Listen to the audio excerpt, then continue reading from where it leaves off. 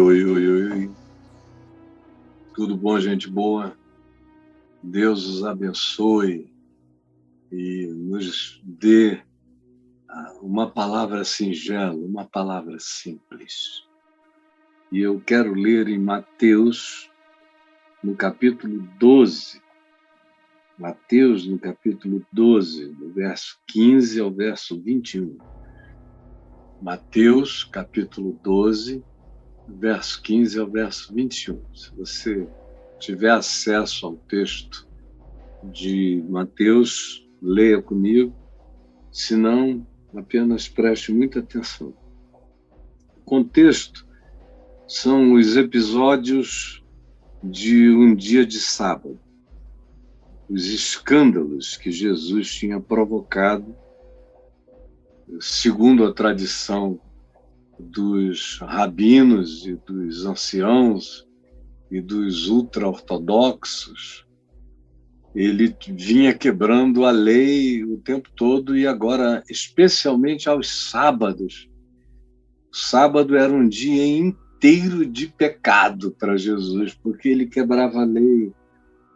Os rabinos diziam que era para não andar mais do que 1 quilômetro no sábado. Tentar, se você então morar perto da sinagoga, para não ter que andar muito para lugar nenhum. E Jesus andava para onde queria, fazia o que desejava, entrava, comia, saía, curava, concedia, permitia. O sábado era um dia de vida, era um dia de graça, era um dia no parque do amor de Deus. Era o sábado para Jesus. E o que você tem no contexto antecedente são essas querelas dos religiosos acerca de Jesus e das curas que fazia. Jesus responde a eles com perguntas às quais eles não conseguiam responder. E Jesus dizia: olha, por que vocês agem assim? Vocês não enxergaram ainda nada. E que quem está aqui na presença de vocês é maior do que o sagrado inteiro, do que a soma de todos os sagrados de vocês. Eu nunca vou me submeter ao sagrado. O sagrado o homem faz. O santo é. Eu sou o santo. O sagrado é uma construção humana, é declarado, é considerado, é admitido como sendo. Agora, o que é santo é ou não é, e quando é, tanto faz, quem seja contra não muda nada. E aí, ele vai atravessando essas circunstâncias, depois de enfrentar no caminho questões cheias de agressividade, ele atravessa tudo e chega numa sinagoga nesse mesmo sábado, e aí ele vê um homem com uma das mãos ressequidas, ele manda o homem estender a mão, o homem estende a mão e a sua mão é curada instantaneamente, e aí todos ficam perplexos. Antes ele deu uma provocada: o que vocês acham? É lícito ou não é lícito curar no sábado? Hein? O que vocês acham disso? Ou então me respondam, quem de vocês, se um filho cair num buraco, não desce nesse mesmo dia, hora e momento, para tirar esse filho do buraco, mesmo que seja um animal, uma ovelha? Não interessa, vocês vão fazer esse esforço. E eu não posso estender a mão para um irmão, para um filho do meu pai, que está num buraco de agonia, de doença. Qual é o problema de vocês? Vocês não têm empatia? E o sábado é mais importante do que a misericórdia?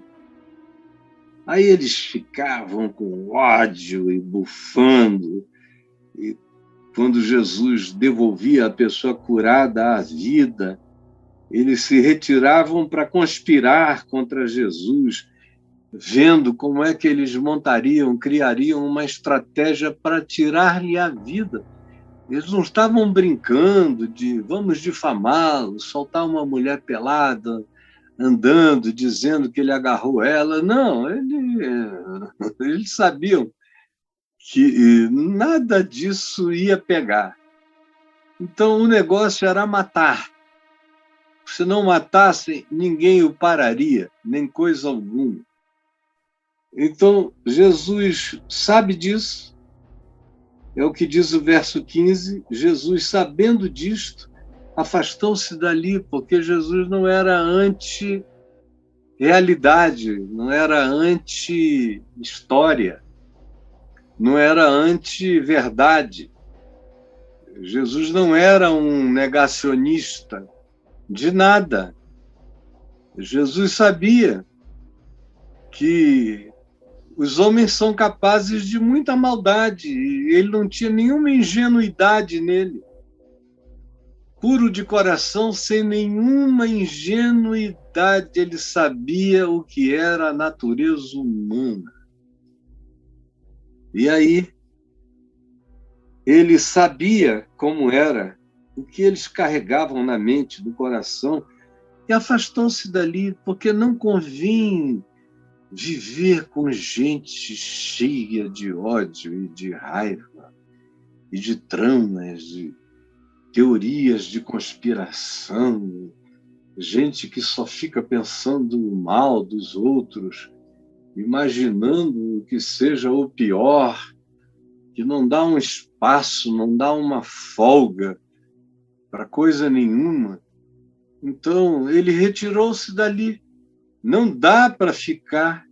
Não sei como alguns de vocês conseguem, não dá para ficar.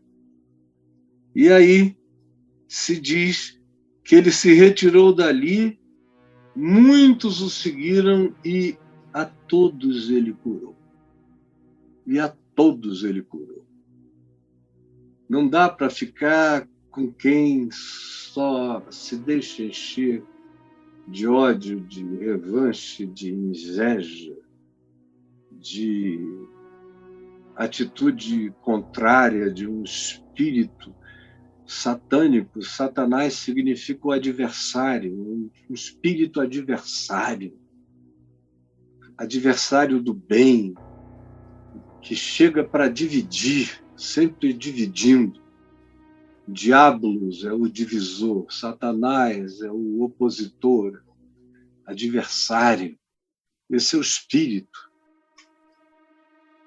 E é discernindo esse espírito que Jesus expressa o seu. Guarde isso, é discernindo esse espírito de perversidade travestida de religiosidade, de declarações fraternas mentirosas, que Jesus, ao discernir esse espírito, ele manifesta o seu. Olha aí a pergunta que eu boto para você, simples como Jesus. Você conhece o Espírito de Jesus? E quando eu pergunto pelo Espírito de Jesus, você note que o Espírito é minúsculo. Não é o Espírito Santo, o Espírito de Cristo, o Espírito de Deus. Não se trata disso. Eu estou falando do espírito humano de Jesus, porque o Espírito de Cristo em Jesus tinha um espírito humano. Jesus era esse mistério ambulante, essa loucura caminhante, essa inexplicabilidade permanente, esse absurdo ante os sentidos que não podiam negá-lo, mas ele era ridiculamente indiscernível ou inexplicável para quem olhava com olhos carnais. Você conhece o espírito humano do homem Jesus? Eu preciso, você precisa conhecer o espírito do homem Jesus. Porque é a partir do espírito do homem Jesus que eu discerno os espíritos humanos. E o espírito do homem Jesus é conforme o espírito do Cristo eterno, que é conforme o espírito do Pai. Mas em Jesus, isso deixa de ser uma teologia, passa a ser uma encarnação, deixa de ser uma conceitualização e passa a ser uma manifestação concreta, tangível, palpável. Deixava de ser uma teologia e se manifestava como revelação histórica de Deus, observada por todos os olhos que quiseram ver, ouvida por todos os ouvidos que quiseram ouvir, discernida por todos os corações que quiseram perceber. Mas você pensa que conhece o Espírito de Jesus porque nasceu no Ocidente, aqui, desse lado de cá, porque você não é chinês, não é japonês, não é indonésio, não é vietnamita, não é polinésio. É por isso que você acha que você conhece o Espírito de Jesus, porque você não é budista, confucionista, ou muçulmano, ou não é de nenhum culto afro-ameríndio. É por isso que você acha que conhece o Espírito de Jesus, porque você fala línguas estranhas, embora saia dali, abra a boca e amaldiçoe todo mundo. Entre na internet, chame e degrade as pessoas com todas as degradações. Mas você acha que conhece o Espírito de Jesus só porque você é brasileiro, frequenta um culto cristão, sabe uns hinos, gosta de alguns cantores gospel, ou qualquer outra besteirinha assim, frequenta um lugar, uma congregação, aí você acha que conhece o Espírito de Jesus. Você, cara, que é tão mentiroso, tão vaidoso, tão cheio de estrelismo, tão falso, tão maquiado, tão oculto. Você que é só máscara. O que você acha?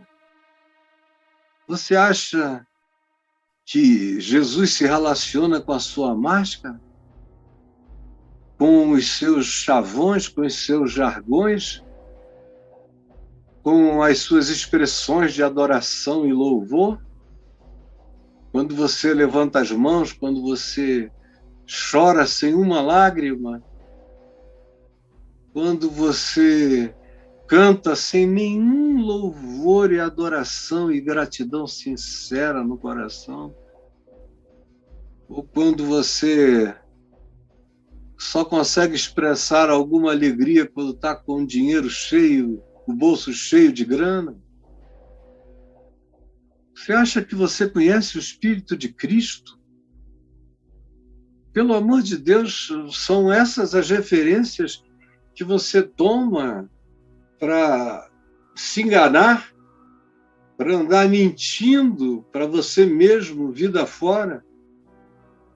Você conhece o Espírito de Jesus? Eu vou te dar algumas referências e uns parâmetros simples. Porque, como eu disse, Jesus discerne o coração humano e manifesta o seu.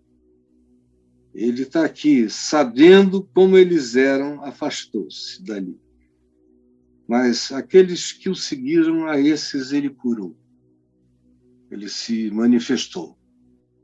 Porque ele não anda com gente dessa natureza, mas ele não suporta, ele fica tomado de dores de compaixão e cura.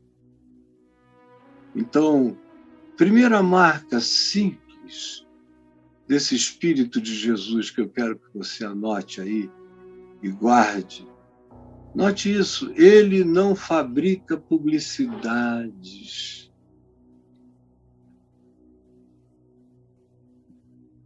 Leia o verso 16. A esses que ele curou, todos os que o seguiram, a todos ele curou. Olha só. Advertindo-lhes, porém, que não o expusessem à publicidade. Em momento algum, Jesus disse que a publicidade era fundamental para que o reino dele se manifestasse na terra. Publicidade, ele nunca disse isso. Como ele nunca precisou disso? Ele não disse, e recebereis publicidade ao descer sobre vós o espírito da propaganda, e sereis meus propagandistas em todas as nações da terra, e ensinareis a todos os demais como fazerem propaganda de mim, para que todos os habitantes da terra conheçam a minha logomarca, e então eu possa voltar, porque enquanto a minha logomarca não for conhecida, eu não posso voltar ao mundo. Interessante, Jesus não fabrica, não dá nenhuma logomarca e não faz nenhuma publicidade, e ele está o tempo todo pedindo o impossível às pessoas. Ele cura um mudo e diz, olha, não conta nada para ninguém. Ele abre os olhos a um surdo que também era cego e diz, por favor, não conta nada para ninguém. Como é que o cara vai se segurar? Ou ele purifica leprosos e diz, não digam nada a ninguém, ou vão apenas ao templo em silêncio, façam uma oferta, para que só Deus saiba e isso fique como um testemunho para aqueles que conheceram vocês assim nesse estado de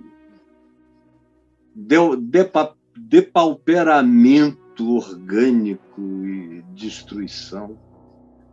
Não, ele nunca fez nada. Até na sua ressurreição, você observa que ele não deixou nada preparado para a propaganda. E quem vai visitá-lo e a quem ele primeiro se apresenta é uma mulher. Mulher naquele tempo não era detentora de nenhum testemunho de importância.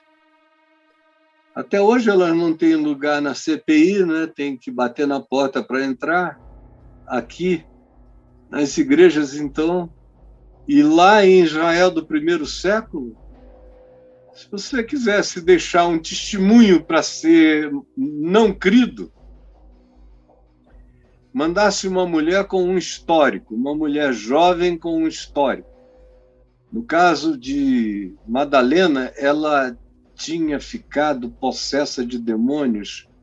Algumas vezes ela ficou possessa por 7 demônios. E Jesus expulsou isso dela, mas uma mulher que já teve esses surtos, essas loucuras, essas histerias, ou qualquer que fosse a nomenclatura que alguém quisesse dar para o ocorrido, não mereceria mais confiança, mas a primeira pessoa a quem ele se revelou foi Madalena. Isso é porque ele não dava essa importância toda à propaganda e ao marketing como meios de difusão absoluto da mensagem dele. Ele dava importância ao poder do Espírito Santo. Ele disse: derramarei o meu Espírito e recebereis poder ao vir sobre vós o Espírito Santo e sereis minhas testemunhas, tanto em Jerusalém como em toda a Judéia e Samaria, até os confins da terra. Ele disse: aqueles que crerem farão toda sorte de milagres em meu nome, toda sorte. Repetirão. E ele disse: e aquele que crê em mim mesmo fará as obras que eu faço. E outras ainda maiores fará, porque eu vou para junto do Pai. E tudo quanto pedirdes ao Pai em meu nome, eu farei. Eu farei. Ele disse: eu estou com vocês todos os dias. Vocês podem ter certeza, eu recebi poder sobre os céus e a terra e estou com vocês e dou e transfiro poder, assim como o Pai me enviou, eu também envio vocês. Então era poder. A publicidade era a verdade, era como um garotão, uma história que eu já contei algumas vezes, um garotão muito assim, cheio de ímpetos, que foi fazer um curso fora e depois um mestrado numa universidade nos Estados Unidos, na área de promoção e divulgação do evangelho e missiologia, isso e aquilo. E aí ele voltou para o Brasil, a gente não se conhecia, mas ele ficou atrás de mim até que marcou um encontro comigo num lugar, em São Paulo. E aí ele chegou lá e me apresentou lá uma carta que ele tinha de um cara nos Estados Unidos, muito conhecido à época, e aí me disse que também tinha dinheiro, que as organizações tais e tais tinham dado não sei quantos milhares de dólares para ele divulgar o nome dele, fazer a melhor publicidade, que ele já estava contratando os especialistas, porque ele queria ser conhecido no Brasil como eu era conhecido, e ele queria ter o mesmo impacto que eu tinha. E nós estamos falando de mais ou menos 1988, 89 no máximo, por aí. E ele falou, aí me perguntou: como foi que você fez para que você tivesse tanta publicidade? O que foi que você fez?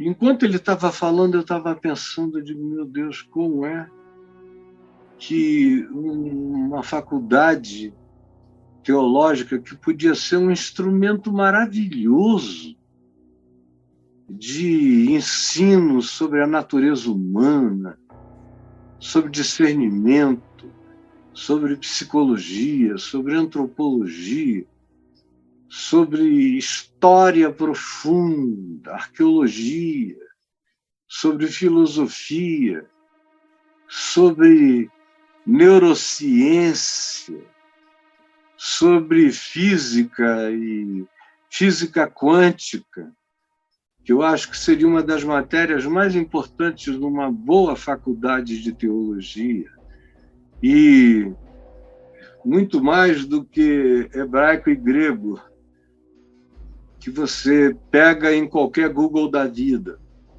Eu estou falando de algo que tem a ver com ensinar você a pensar, a discernir, a ter uma cosmovisão das coisas. E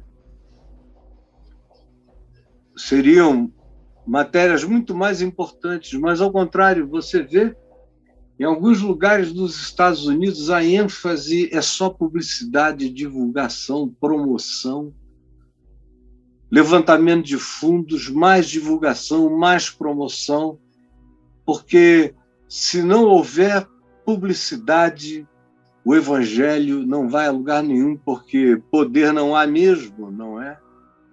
É como aquela velha história do cristianismo de um determinado papa que falou para um homem um pouco mais piedoso no ambiente da igreja, dizendo: olha só, vê, nós já não podemos mais dizer como São Pedro ao homem pedinte na entrada da porta formosa do templo, quando ele respondeu: não tenho prata nem ouro, olha, vê quanto ouro nós temos.